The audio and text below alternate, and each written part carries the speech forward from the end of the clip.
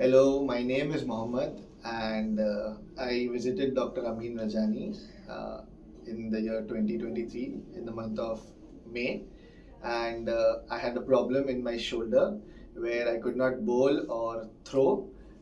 It's basically the season ball, the leather ball which we play with, and my first interaction itself was amazing. Doctor immediately picked up what exactly is the issue, and I had a minor tear on my slap on the right shoulder, and he suggested a small arthroscopy surgery, which went really good. I was operated in the month of June, and today it's been almost a year, and I've started feeling natural. It's almost after 8 months itself, I started feeling natural and amazing, and I've also started my playing with the same leather ball. I could throw, I could bowl, and it's an amazing feeling.